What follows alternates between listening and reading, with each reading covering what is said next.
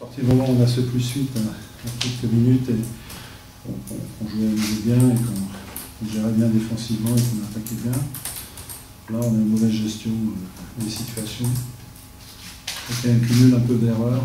On a été en difficulté en première mi-temps à partir du moment où il y a eu quand même 5 marchés sifflés contre nous à 0, sans petit. Ça se passe quand même sévère, hein. On a dû digérer ça. On était dans une situation de faute aussi dans le deuxième carton, ce qu'on n'aime pas trop.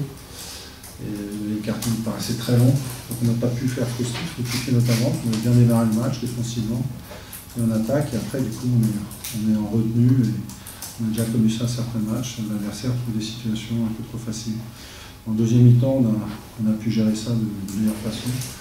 Donc, à part les erreurs qu'on fait sur des balles perdues un petit peu qu'on donne à l'adversaire, où ils ont du jeu rapide et de la transition, ils en profitent, et nous, sur le demi-terrain, par contre, on était pas mal.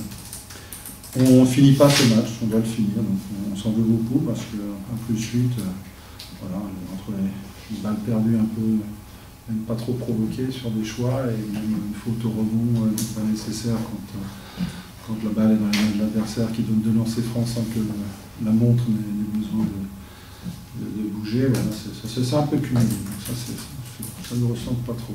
Bravo à Cholet qui a pu en profiter avec en plus la claquette qui permet de repasser devant, parce que sur la dernière possession sur le joueur on défend bien. C'est dommage qu'on ait cette claquette. Je pense qu'on n'aurait pas dû laisser Cholet bien dans une situation où il pouvait terminer comme ça c'était bien. On a mal géré les 3-4 dernières minutes. On n'est pas assez solide pour bien terminer le match. On a une équipe qui perd pas la balle. 21, bon, il y a beaucoup de décisions d'arbitre, puisque l'adversaire a moins de 10 interceptions comme nous. Mais on doit être une équipe qui perd. Il y a beaucoup de possession de balles dans le match, il y en a 78 je crois. Donc c'est beaucoup, mais on perd une douzaine. Alors admettons que les décisions du marché, des fautes offensives, c'est à 15-17, moi je veux bien, mais les 21 c'est 4-5 de trop de notre fait. Donc ça, on sait aussi quand on fait pas bien les choses.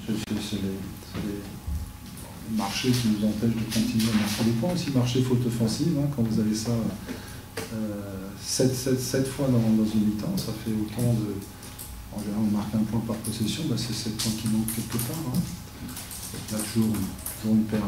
Normalement en moyenne il y a 2 marchés sifflés par match, et là 5 entre la mi-temps. Si on les trouve que d'un côté,